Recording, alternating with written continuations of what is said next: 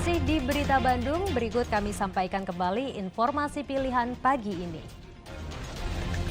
Awak angkot di Purwakarta lakukan aksi mogok menuntut kenaikan tarif, penumpang diturunkan di jalan.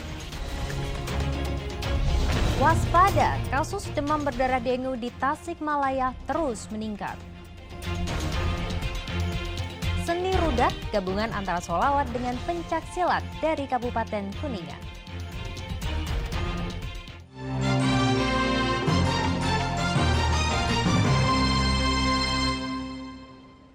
Kasus demam berdarah dengue di kota Tasikmalaya terus meningkat. Seorang santriwati di Tasikmalaya terjangkit demam berdarah dengue. Awalnya orang tua pasien diberitahu pihak pesantren bahwa anaknya sakit. Ia mengira putrinya hanya panas biasa. Namun setelah dibawa dan diperiksa di rumah sakit, santriwati ini dinyatakan terjangkit DBD. Awalnya sih dari informasi dari pesantren, kan di pesantren mondok. Dari pesantren ada pemberitahuan anaknya sakit. Kirain tuh panas biasa. Pas saya tengok, lagi nggak sadar gitu. Panasnya tinggi. Ya dibawa ke sini gitu. Hasil diagnosanya positif DBD. Ya. Kasus DBD di Tasikmalaya belum bisa diselesaikan.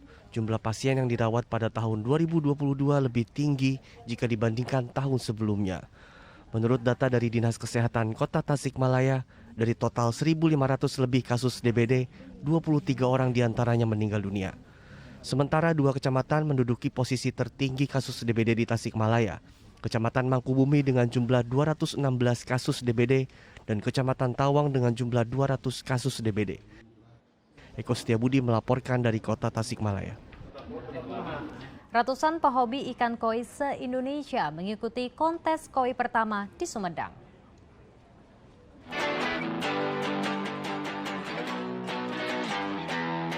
Ratusan pehobi ikan koi mengikuti Sumedang Koi Festival di salah satu mal kawasan Sumedang Kota. Kontes diikuti lebih dari 1.500 ikan koi milik 547 peserta dari berbagai daerah di Indonesia. Kompetisi mempertandingkan 22 kategori penilaian. Ikan koi yang mengikuti kontes akan dinilai berdasarkan keunikan pola hingga ukuran tubuh. Juri yang menilai pun didatangkan dari sejumlah daerah. Menurut panitia, kegiatan digelar untuk mempererat tali silaturahmi sesama penggemar ikan koi se-Nusantara. Selain itu, juga menjadi ajang edukasi dan meningkatkan ekonomi para pembudidaya koi. Menjaga silaturahmi, meningkatkan kualitas ikan hias koi di Sumedang. Intinya itu aja. Dan untuk selanjutnya, mudah-mudahan dengan adanya event ini, para petani atau breeder baik tentu bisa terus memproduksi ikan yang berkualitas. Meningkatkan ekonomi juga. Bagus itu, teman-teman ya. Istilahnya untuk dari segi ekonomi bisa membantu juga. Tak hanya dari Sumedang, peserta kontes juga datang dari luar daerah seperti Bandung, Jabodetabek, Kalimantan, dan Sumatera. Mereka berharap kompetisi bisa lebih menggairahkan dunia ikan koi di Sumedang. Satu Indonesia kumpullah di sini semua. Jadi bukan hanya kota Sumedang aja yang hadir di sini, tapi satu Indonesia ini bisa hadir para owner ikan ini. Gitu. Jadi nggak satu Sumedang, atau Bandung, Jakarta nggak, bahkan dari Medan, Sumatera, Kalimantan. Mungkin ini ada nama-nama owner ikan ini. Pehobi koi juga senang karena dengan maraknya kompetisi, permintaan ikan koi juga akan meningkat. Mudah-mudahan dari event awal ini memberikan apresiasi khususnya untuk teman-teman peternak di Kabupaten Sumedang, bukan hanya hobi tetapi bagaimana hobi ini ke depan meningkatkan kesejahteraan, karena event ini yang seperti ini sebenarnya endingnya adalah bagaimana makmurnya para peternak. Budidaya ikan koi di Indonesia termasuk hobi sekaligus bisnis yang menguntungkan. Sebab harga ikan asal Jepang ini bervariasi, bisa mencapai puluhan juta rupiah. Agun Gunawan melaporkan dari Sumedang. Dari Sumedang kita beralih ke Kuningan. Ini ada warga Desa Mekarsari, Kecamatan Maleber, Kabupaten Kuningan yang mementaskan seni rudat untuk merayakan hari jadi yang ke-40 tahun desanya. Alunan selawat Nabi yang ditingkahi tabuhan rebana mengiringi gerakan-gerakan pencaksilat yang ditampilkan warga Desa Mekarsari, Kecamatan Maleber, Kabupaten Kuningan. Seni rudat, begitu biasa disebut, adalah peninggalan seni budaya khas Desa Mekarsari yang telah dikembangkan turun-temurun.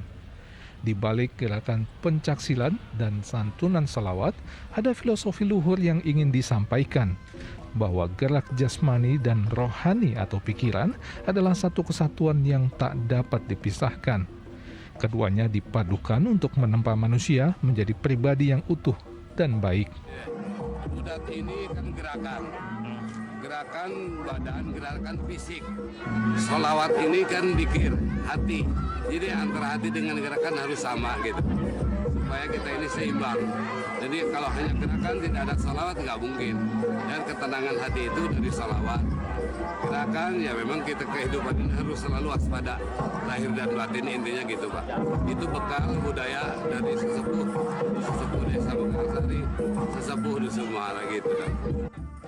Selain seni rudat, ada pula seni pencaksilat yang ditampilkan oleh perguruan pencaksilat di Masuci yang diperagakan pesilat-pesilat muda. Bupati Kuningan yang hadir meresmikan kantor Desa Mekarsari menyatakan perangkat Desa Mekarsari harus bisa meningkatkan kualitas pelayanan kepada warga dan meningkatkan perekonomian warga melalui berbagai sektor. Desa Mekarsari, Kecamatan Maleber, didirikan pada tahun 1982 silam setelah adanya pemekaran dan memiliki 3 dusun, yaitu Dusun Kadatuan, Dusun Muhara, dan Dusun Gamping Ciwaringin Widara. Agung Gunawan melaporkan dari Kuningan. Ratusan penggemar bonsai dari berbagai daerah ikuti ajang kontes dan pameran bonsai di Kuningan.